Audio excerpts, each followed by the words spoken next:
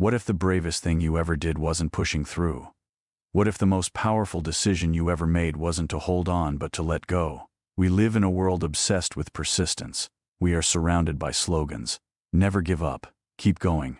Winners never quit. And don't get me wrong, persistence is beautiful. Resilience is real. But somewhere along the way, we confused endurance with wisdom. We confused staying with strength. And we forgot that sometimes the most courageous, most intelligent, most life-changing thing a person can do is to walk away. Today, I want to talk to you about what I call the hidden strength in walking away. Not the weakness of retreat, not the failure of giving up, but the extraordinary, often overlooked power that lives inside the deliberate, intentional decision to leave something so that you can rise. This is a talk about bread. It is a talk about pressure. It is a talk about silence and seeds and second chances. And by the end of our time together, my hope is that you will look at the moments in your life where you had to walk away, or where you are being asked to walk away right now, and you will see them not as losses, but as the very thing that made your rising possible. The bread metaphor, why dough must rest. I want to start with something simple, something ancient, something that every civilization on earth has understood for thousands of years: bread. When a baker makes bread, there is a moment, a critical, non-negotiable moment where the baker must step back. The dough has been kneaded, worked, shaped, and then the baker walks away. Not because the work is done, not because the bread is ready, but because the dough needs time without hands on it, time without pressure, time to rise. Bakers call this proofing. Scientists call it fermentation. I call it one of the most powerful metaphors for human potential I have ever encountered. You see, during that resting period, during the time when nothing seems to be happening, everything is happening. The yeast is alive. The gases are expanding. The structure of the bread is being built from the inside out. And if the baker were to rush it, if they put it in the oven too early, before it had fully risen, the bread would be dense. It would be flat. It would be heavy and dull and a shadow of what it was meant to be. But leave it. Give it the space it needs. Walk away from it. And something miraculous happens. It rises. It doubles. It becomes something that can feed people, nourish people, sustain people. You are not behind. You are proofing. And walking away from what no longer serves you is not failure, it is fermentation. Think about that for a moment. Think about the areas of your life where you have been trying to force the rise, pressing down on the dough when what it needed was space. A career, a relationship, a creative project, a version of yourself that you've been trying to hold together with sheer willpower. What if the act of walking away, of giving yourself and your situation room to breathe, is not abandonment? What if it is the very ingredient that makes the rising possible? What walking away is not. Before we go further, I need to address something directly, because I know what some of you are thinking. You are thinking, this sounds like permission to quit. This sounds like a justification for running away from hard things. So let me be clear about what walking away is not. Walking away is not weakness. Weakness is staying in something that is destroying you because you are afraid of what people will think. Weakness is gripping something so tightly, a bad relationship, a toxic job, a destructive habit, because letting go requires more courage than you think you have. Walking away, when done deliberately and with intention, is one of the hardest things a human being can do. It requires you to face uncertainty, to face judgment, to face the silence that comes after a door closes. That is not weakness. That is extraordinary strength. Walking away is not giving up. Giving up is a decision made in despair, a throwing of hands in the air, a surrender driven by defeat. Walking away is a decision made in wisdom, a recognition that this particular path, this particular place, this particular moment in time is not where your highest self is meant to remain. Giving up says, I cannot. Walking away says, I choose differently. One is the language of collapse. The other is the language of evolution. Walking away is not running from yourself. This is perhaps the most important distinction. Some people use walking away as a way to escape themselves, to avoid the inner work, to dodge accountability, to start fresh without confronting the patterns that created the problem in the first place. That is not what I am describing. True walking away, the kind that leads to rising, requires that you carry your awareness with you, that you understand why you are leaving, that you take the lessons, release the bitterness, and move forward with clarity. The person who walks away with wisdom is transformed by the experience. The person who runs away without reflection simply recreates the same situation somewhere new. Walking away is not the end of your story. It is the turning of a page. The science of space, what happens when we let go. Now, I want to talk about what actually happens in our brains, in our bodies, in our lives when we create space by walking away from something that has been consuming us. Psychologists talk about something called cognitive load, the amount of mental energy we are using at any given moment to process, manage, and hold together the pieces of our lives. When we are stuck in a situation that is not working, a conflict, a failing relationship, a job that drains us, we use an enormous amount of cognitive energy just to maintain the status quo, to hold it together, to show up every day to something that no longer fits. That energy has to come from somewhere. And it comes from the places where your creativity lives, where your joy lives, where your vision lives. The longer you stay in something that is wrong for you, the more of yourself you pour into maintaining that wrongness, and the less of yourself is available for building what is right. When you walk away, that energy is freed. Your mind gets its oxygen back. There is a reason why so many of history's greatest breakthroughs happened not in the thick of struggle, but in moments of pause and transition. The brain does not stop working when we step back from a problem. It does its deepest, most integrative work precisely when we give it permission to rest. The part of the brain that activates during stillness and reflection is responsible for creativity, empathy, self-understanding, and long-term planning. It is the brain's proofing chamber, and it only turns on fully when we walk away from immediate pressure. Rest is not the absence of work. It is where the most important work happens. So walking away from a situation that has been consuming you is not laziness. It is not retreat. It is giving your mind the space it needs to rise to new levels of clarity, creativity, and possibility. The stories we tell ourselves about leaving here is where things get personal. Because I know that many of you right now, in this moment, are holding on to something you know, deep down, you need to walk away from. And I know why you are not walking away. It is not because you lack information. It is not because you have not thought about it. It is because of the stories you are telling yourself about what leaving would mean. Story number 1. If I leave, it means it was all a waste. This is the sunk cost story. You have invested years of time, of energy, of emotion into something that is no longer working, and the idea of walking away feels like admitting that all of that was for nothing. But here is the truth. The investment you made was not wasted. It was education. Every year you spent in that situation taught you something about yourself, about others, about what you want, about what you will no longer accept. The cost was not wasted, it was the price of wisdom you now carry, and you do not have to keep paying that price to validate the wisdom you have already received. Story number 2. If I leave, I am letting people down. This is the loyalty story, and it is one of the most powerful forces keeping people trapped in places they have long outgrown. You feel responsible. You feel needed. You feel that your leaving would create a hole that cannot be filled. But consider this. When you stay in a place where you are no longer growing, no longer contributing your best, no longer alive to the work, you are not serving the people around you.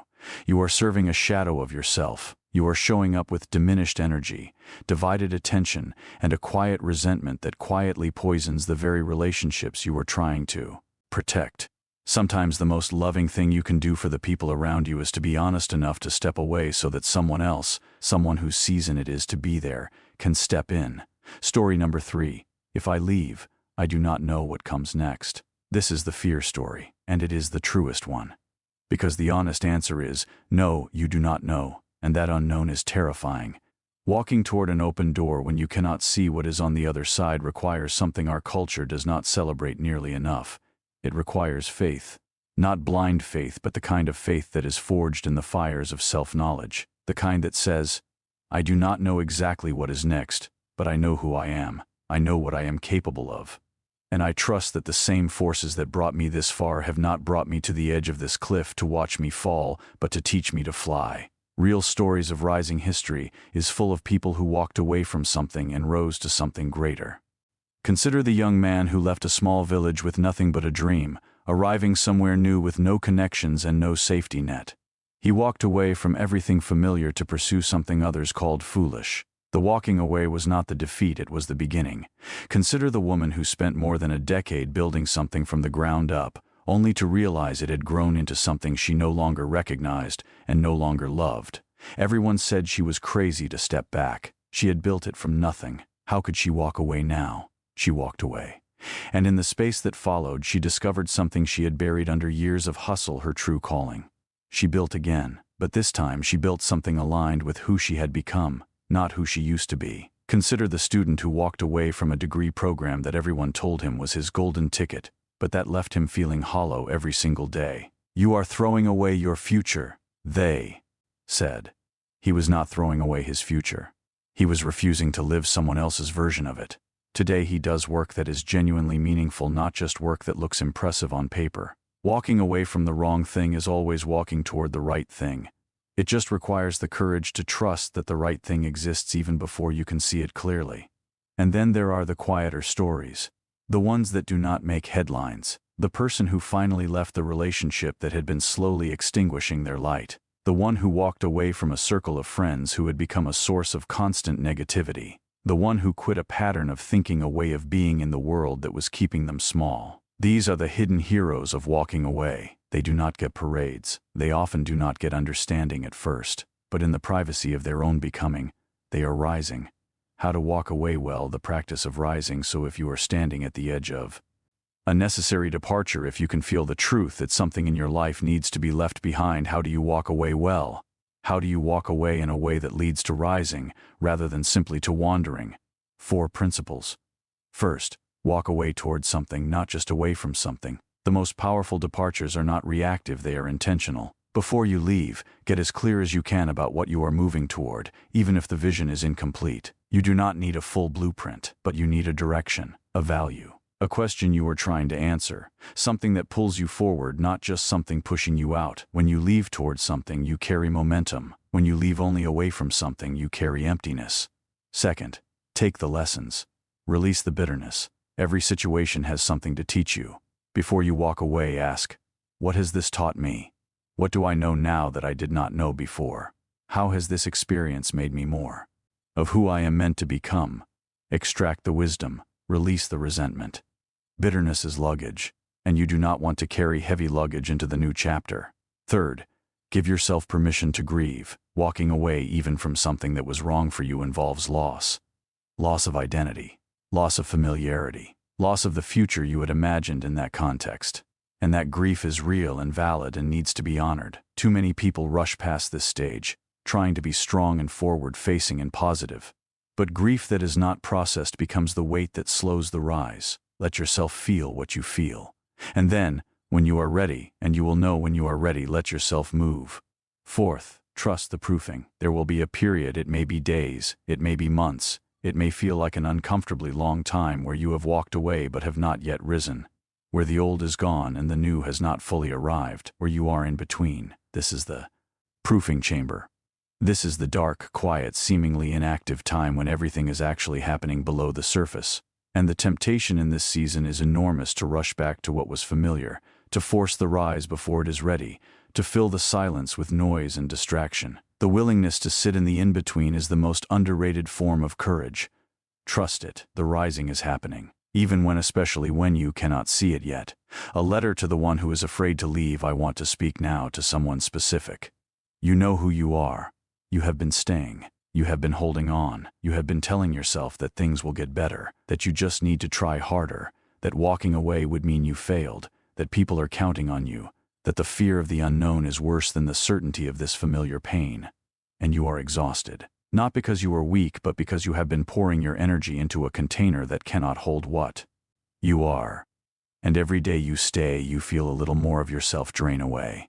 I want to say something to you, and I want you to hear it not as a platitude but as a truth. You are allowed to leave. You are allowed to choose yourself. You are allowed to walk toward a life that fits who you are, not who you were when you started. The world will not end when you walk away. In fact, for many of the people who truly love you, they will breathe a quiet sigh of relief because they have been watching you diminish in a place that cannot hold you. And the people who are angry when you leave, the ones who say you are selfish, who say you are betraying them, those are often the people who needed your smallness to feel comfortable. Your rising will disturb them, and that is okay. Their comfort is not your calling. You are not the sum of the roles you have played. You are not defined by the situations you have survived. You are not limited to who you were in the hardest chapter. You are someone in the process of becoming, and becoming requires movement. And sometimes movement means leaving, so I am giving you permission.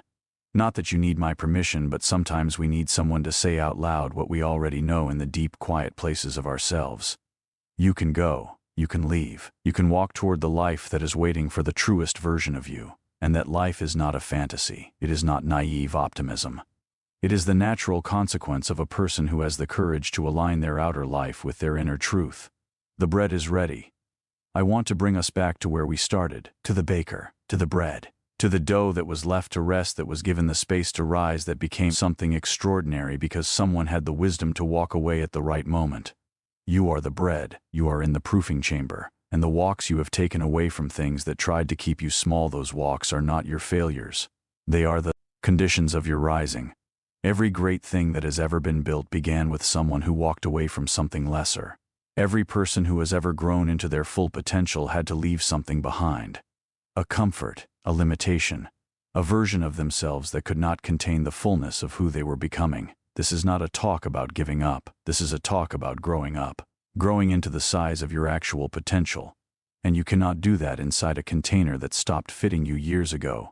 Walk away from the approval you have been chasing at the expense of your own voice. Walk away from the fear that has masqueraded as caution for too long. Walk away from the relationships, habits, environments, and stories that have been keeping you locked at a level below your true capacity. And then, and this is the most important part, do not rush the rising. Let yourself proof. Let yourself rest. Let the work happen in the silence and the stillness and the space you have created by being brave enough to leave, because the bread is coming, the rising is real.